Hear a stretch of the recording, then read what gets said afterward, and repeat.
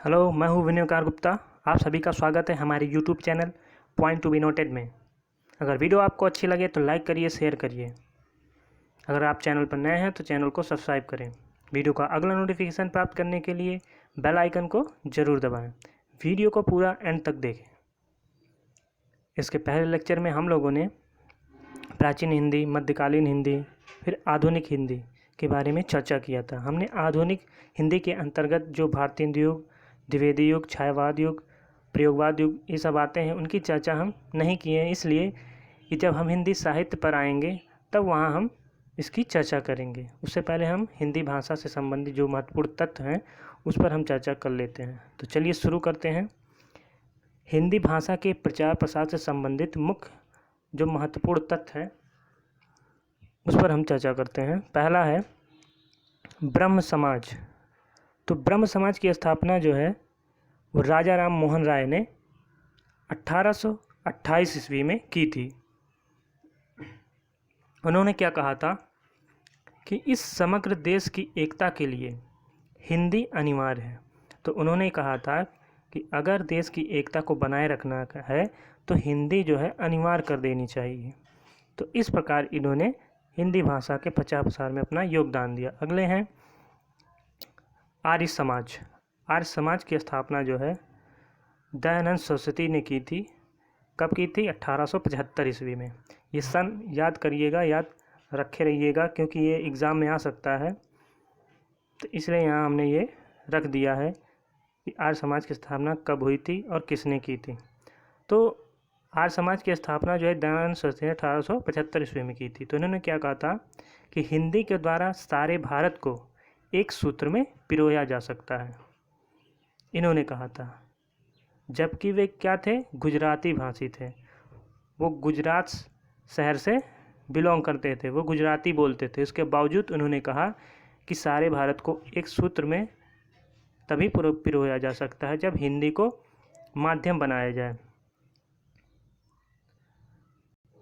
अगला है प्रार्थना समाज। तो प्रार्थना समाज की स्थापना किसने की थी? आत्मारंग पांडुरंग ने 1867 ईस्वी में की थी। और रामकृष्ण मिशन 1897 इसमें किसने की थी? विवेकानंद ने। इन्होंने भी हिंदी के प्रचार में अपना योगदान दिया। तो ये चीज़ याद रखिएगा, प्रार्थना समाज और रामकृष्ण मिशन की स्थापना कभी और किसने किया।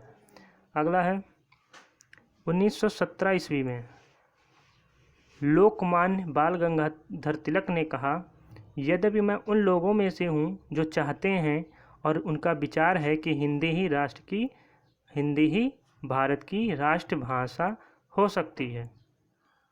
तो इन्होंने क्या कहा कि मैं उन लोगों में से हूँ जो चाहते हैं और विचार भी करते हैं कि हिंदी ही भारत की राष्ट्रभाषा हो सकती है।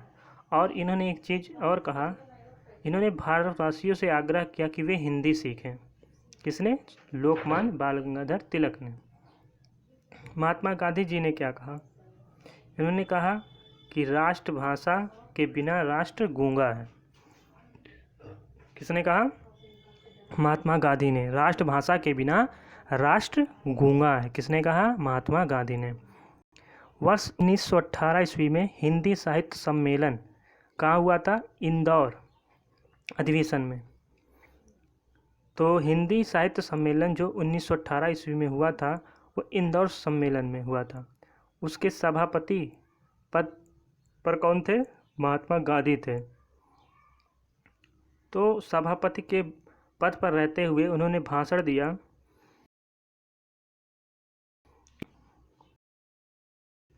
मतलब कहने का पर रह भाषा हिंदी का समर्थन किया। किसने? महात्मा गांधी ने। हिंदी साहित्य सम्मेलन इंदौर अधिवेशन में उन्होंने कहा कि मेरा मत है कि हिंदी ही हिंदुस्तान की राष्ट्रभाषा हो सकती है और होनी चाहिए। तो गांधी जी ने ये कहा था। अब दक्षिण में जो प्रथम हिंदी प्रचारक के रूप में इनके पुत्र, गांधी जी के पुत्र थे देवदास गांधी। इन्होंने प्रथम हिंदी प्रचारक के रूप में दक्षिण में भेजा था।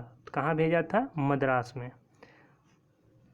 तो गांधी जी ने अपने छोटे पुत्र, सबसे छोटे पुत्र देवदास गांधी को दक्षिण के मद्रास में भेजा था, प्रथम हिंदी प्रचारक के रूप में। 1925 ईस्वी में कांग्रेस के कानपुर अधिवेशन में गांधी जी की प्रेरणा से यह प्रस्ताव पारित हुआ कि कांग्रेस की चाहे महासमिति हो या कार्यकारिणी समिति हो, सभी में जो कामकाज होंगे वो आमतौर पर हिंदी में ही चलाया जाएगा। तो कब कहा गया था? गांधी जी की प्रेरणा से 1925 ईस्वी में कांग्रेस के कानपुर अधिवेशन में। तो ये चीज़ याद रखिएगा। कुछ साहित्यिक संस्थाओं ने भी हिंदी के प्रचार प्रसार में अपना योगदान दिया था। तो कुछ इम्पॉर्टेंट जो साहित्यिक संस्थाएं हैं उनको हम देख लेते हैं। पहला है हमारा नागरी प्रचारिणी सभा। तो नागरी प्रचारिणी सभा इसकी कहाँ पे हुआ था? काशी, वाराणसी में इसका मुख्यालय है। नागरी प्रचारिणी सभा का मुख्यालय कहाँ पे है? काशी और वाराणसी में। इसकी स्थापना कब हुई थी?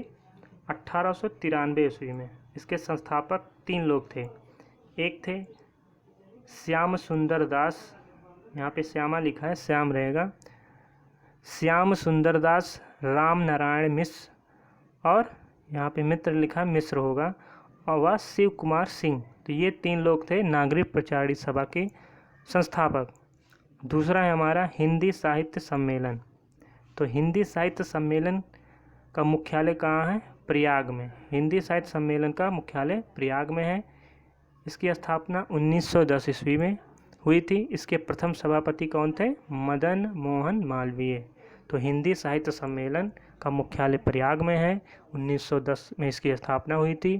प्रथम सभापति जो थे वो मदन मोहन मालवीय थे। यहाँ पे गुजरात रहेगा, गुजरात विद्यापीठ। गुजरात विद्यापीठ का मुख्यालय कहाँ है? अहमदाबाद। कब स्थापना हुई थी? 1920 ईस्वी में। अगला है हिंदुस्तानी एकेडमी। हिंदुस्तानी एकेडमी का मुख्यालय कहाँ है? इलाहाबाद में। और कब हुई थी स्थापना इसकी? 1927 ईस्वी में। अगला है राष्ट्र प्रचार समिति। ये कहाँ है? मुख्यालय कब हुई थी? 1900। अखिल भारतीय हिंदी संस्था, इसका मुख्यालय कहाँ है? दिल्ली में। स्थापना कब हुआ था? 1964 ईस्वी में, 1964 ईस्वी में। अगला है हमारा नागरी लिपि परिषद। इसका मुख्यालय कहाँ है? दिल्ली। स्थापना कब हुई थी? 1975 ईस्वी में। अगला है हमारा प्रथम विश्व हिंदी सम्मेलन, मोस्ट इम्पॉर्टेंट। प्रथम विश्व हिंदी सम्मेलन कब हुआ था? 1975 ईस्वी में। कहाँ हुआ था? नागपुर में। कहाँ हुआ था? नागपुर में। तो प्रथम विश्व हिंदी सम्मेलन पहला जो हुआ था नागपुर में 1975 ईस्वी में हुआ था। और लेटेस्ट में जो सबसे बाद में हुआ है 11वां विश्व हिंदी सम्मेलन, वो पोर्ट लुइस मॉरिशस में हुआ है 2018 ईस्वी में। तो 2018 ईस्वी में 11वां विश्व हिंदी सम्मेलन हुआ है पोर्ट लुइस में, मॉरिशस के पोर्ट लुइस में। तो ये दोनों चीज़ याद रखिएगा, मोस्ट इम्पॉर्टेंट है।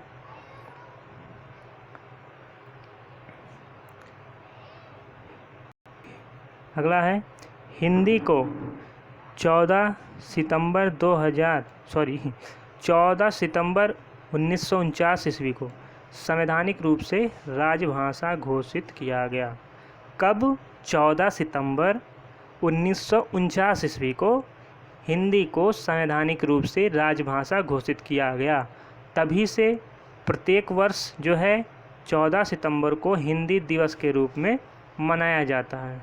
तभी से 14 सितंबर को हिंदी दिवस के रूप में मनाया जाने लगा। अनुच्छेद 343 में क्या कहा गया है? जो संघ की राजभाषा होगी वो हिंदी होगी और जो लिपि होगी वो देवनागरी लिपि होगी। किसमें कहा गया था? किस अनुच्छेद में? अनुच्छेद 343 में। ये चीज़ आप याद रखिए। इस समय जो है 9 राज्य ऐसे हैं जहाँ पे हिंदी जो है राजभाषा है। तो पहला है हमारा उत्तर प्रदेश, दूसरा है उत्तराखंड, तीसरा है हिमाचल प्रदेश, चौथा है मध्य प्रदेश, पांचवा है ये 2 बार लिख गया है, फिर बिहार, झारखंड, छत्तीसगढ़, राजस्थान, हरियाणा और एक केंद्र शासित प्रदेश है दिल्ली, जहाँ की राजभाषा क्या है, हिंदी है। तो 9 राज्य और एक केंद्र शासित प्रदेश जहाँ की राजभाषा हिंदी है। और कुछ अहिंदी भाषी राज्य हैं। अहिंदी भाषी राज्य का मतलब जहाँ पे हिंदी बहुत कम बोली जाती है, मतलब जहाँ की जो राजभाषा है हिंदी ना हो, तो वहाँ पर जैसे महाराष्ट्र हुआ, गुजरात, पंजाब और केंद्र शासित प्रदेशों में चंडीगढ़ व अंडमान निकोबार, तो वहाँ की सरकारों ने हिंदी को द्वितीय राजभाषा के रूप में घोषित किया है। हिंदी को द्वितीय राजभाषा महाराष्ट्र, गुजरात, पंजाब और केंद्र शासित प्रदेशों में चंडीगढ़ और अंडमान निकोबार की सरकारों ने हिंदी को द्वितीय राजभाषा घोषित किया है। अगला पॉइंट है, एक पुस्तक है ए लिंग्विस्टिक सर्वे ऑफ इंडिया। इसके लेखक कौन है, जॉर्ज अब्राहम ग्रियर्सन। ये विदेशी विद्वान थे, विदेशी लेखक थे। इन्होंने भारत के विषय में सर्वे किया, तो उसी के आधार पर उन्होंने एक पुस्तक लिखी थी, ए लिंग्विस्टिक सर्वे ऑफ इंडिया। पुस्तक के लेखक कौन है, जॉर्ज अब्राहम ग्रियर्सन। वीडियो समाप्त होती है।